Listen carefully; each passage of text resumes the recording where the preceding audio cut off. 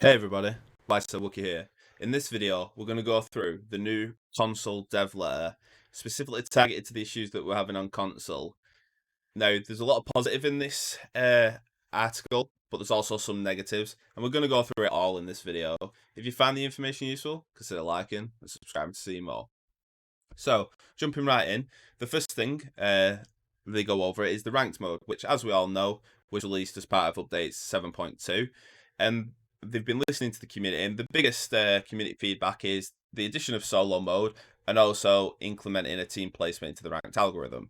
So, what they're saying is that we're not going to get solo mode for ranked in this next update, partly because it's at the end of a season, so the progression that you would get from that is going to be less than if it had been at the beginning. But also because they're conscious of adding more queues to the game and again splitting the player base down further.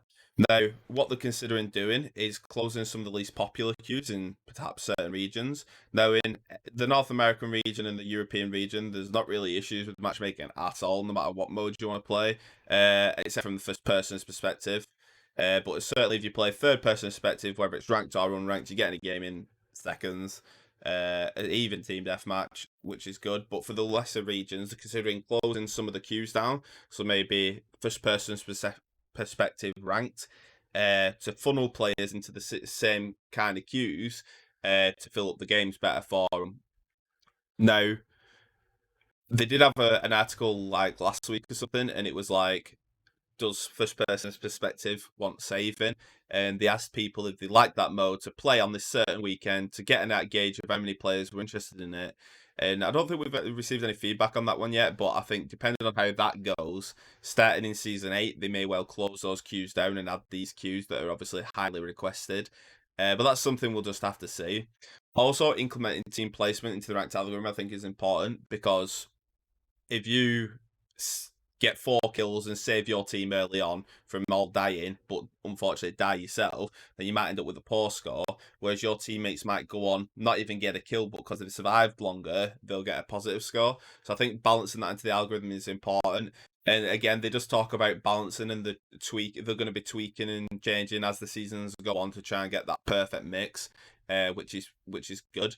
So I think probably starting Season 8, we may well not get solo and duo mode in ranked, but I certainly think we'll see one or the other, probably solo, so that if you're playing on your own, you can play solo ranked if you want to play ranked games. Or if you've got a buddy on, you can matchmake into the ranked queue the ranked squad queue as you would be doing now. So I think that we're probably going to see that in Season 8 because, like they say, there's no point adding it now, even if they were going to, because you'd only have like a third of a season to do anything with it. Whereas starting at the beginning of a season, having 3 months to try and rank yourself up is just going to be far better. The next thing that they move on to is anti-cheat. So first, the radar hacks. Now, if you frequent the PUBG Facebook groups at all, you will have heard of radar hacks, which is basically people like seemingly knowing exactly where you are, whereas it should be impossible to know you are. Like if you're sat in a building, not making a sound, and then they walk into the building, look directly at you, and kill your ass. Then a radar hack would be that they know where you are before they enter the building, which is obviously a cheat, and it's it gives people a poor experience. Now, they've come up with a fix for this. Now, they acknowledge there's no guarantees it'll work 100%, but they've got high hopes for it. And basically, the general gist of it is the data going from the server to the consoles and back and forth is going to get encrypted.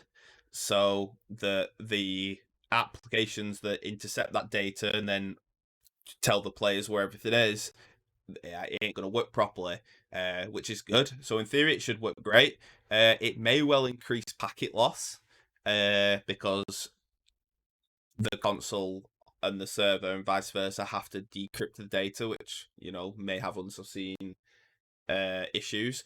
But hopefully it won't, and hopefully it works flawlessly because radar players are annoying, and that will improve the experience for everyone.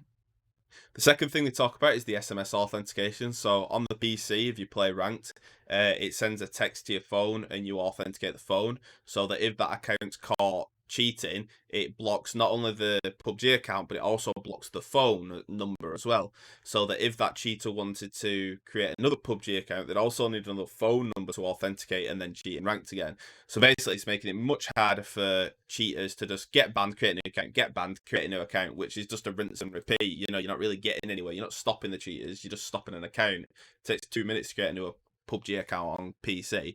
So obviously, if you need to have a phone number to do it every single time, that's going to be much better for their experience. Now, they've looked into this on the console, and they say that cheating on console is nowhere near the level it is on the PC, which is, you know, obvious because they have flying cars and all kinds of stuff on the PC. So basically, that's why they didn't implement the SMS authentication straight away. They have looked into doing it in the future, and they're developing it just in case they need it if the first things don't work properly, etc. But they also say that there's different legislation when it comes to private information on consoles, different regulations. So they might have to develop in a slightly different way for it to pass Microsoft and Sony certification and stuff like that. But they say at the end, they'll let us know if there's any more updates on that in the future. There may well not be because the other anti-cheat methods may do a really great job, so this isn't needed. But if it is needed, they've got their eye focused on it just in case. The third thing is bans.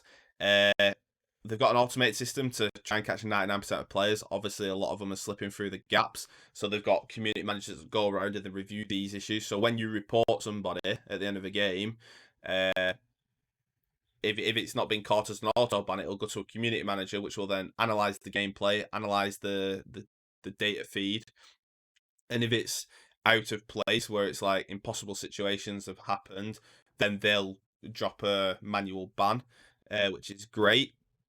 Obviously, that kind of thing takes a time. So obviously, they've got more community managers now, which is good. So if you do suspect someone of cheating, I fully recommend that you report them. They're not going to accidentally get banned unintentionally, so I won't worry about that because it's going to be a human that looks through that. Not that I'd say report everybody because, I mean, that's going to mean is that they never get round to doing the actual cheaters because there's just that many reports. But if you think someone has cheated, they've had some kind of aim hack or something or whatever, or you suspect radar usage, report them. And hopefully, if they are proven to be a cheater, they'll get banned. And then that's just good for everybody. The next thing is stability. So this peak of red here, that was update 6.3. Or season 6 something or other. This is where we are now, and this was like season 5. So in season 5, the crash rate was quite low, and then as we went into season 7, it ramped up massively, and it was probably the worst PUBG experience for a good while in that season, right until they started ironing out the crashes, and then as we are now, it's half of what it was at that point in season update 6.3. So one season later, they've halved the amount of crashes, but also the level of crashes that we're at now is the lowest that it's ever been on PUBG console, which is a positive thing. Obviously, they acknowledge that obviously more can be done. It needs to get lower. It needs to get to none, ideally. So they're going to keep working on this because they want to add more content in the future, which will take on more memory space, etc. So they're going to keep finding better ways to optimize to hopefully make this line go further and further. And what I'd like to see in the next couple of seasons is this line just gradually goes down and down and down until it gets to a negligible amount. Now, there's always going to be crashes. Sometimes your console overheats, etc. And it's not always PUBG's fault. I mean, 2 weeks ago, I mean, my console's perfectly fine and works fine, but I was just trying to boot up Division. The console switched itself off and did a hard reset. And I went over to touch it, and it was stone cold. So, sometimes your console can just have an issue. It's not always PUBG's fault. A lot of the time it is, as they can see here. But the good thing to take away from this is it's an improvement and it's going in the right direction. The next thing they talk about is bots and matchmaking. So obviously we know that the bots were added in update 7.1 to fill out players and help with new players joining the game so they'd have a chance to learn stuff and not just get absolutely smashed. Now, what the finding is, again, in some regions, like the Ocean and the Asian servers were on PUBG and sort of popular on the consoles, they're getting like 80% bots in lobbies and more. And what they've done to try and mitigate this is there's like a 5-minute wait system before it fills with bots. but people are still getting that, and that's basically because there's not enough players in those regions playing in the certain lists. So what they're considering doing is closing down certain queues, like perhaps the first-person perspective ones that are even less popular, to funnel those players into the same ones. That'll also make more real players opposed to bots. But I think the real kicker here that would fix this kind of thing is just making the bots better. If you're playing in a region where there's not that many players, that's fine. You want to play the game. You personally enjoy PUBG, but killing the bots that are stupid isn't enjoyable. It's boring. So, I mean, to me, if they just made the bots better, if they made the bots more challenging, then it wouldn't matter as much. I mean, it's still not going to be as good as the thrill of winning against 100 real players, but at least if the bots were challenging and provided a credible threat, then it would provide more enjoyment. Now, in the North American servers and the EU servers, we don't really have this issue because there's plenty of players. They also thought about adding the people from Oceania into NA servers. They decided against that because people with really high pings going into their servers are going to ruin their experience to a certain extent. So they've gone against that issue. So again, at the minute is the temporary solution. They think the best option is to just funnel players into less queues, which may mean closing certain ones. No, they do say that nothing in this has been set in stone yet. It's still under evaluation, and obviously they'll make an announcement if they do start closing queues. But yeah, I think obviously bot development is an ongoing thing for them. But if they made the bots better, it would reduce these issues significantly, I think. And that's it. So that's the community dev letter for June 2020. Good things in here. They're listening to the community in terms of ranked mode and what we want. Good anti-cheat measures coming. Stability is better than it's ever been. So plenty of positives. A shame about some of the queues that might have to get closed down to make room for more queues. But I think that's just the nature of the game and the evolution of the game. And that's it. Hope you enjoyed the video and found the information useful. If you did, consider liking and subscribing to see more. Wookie out.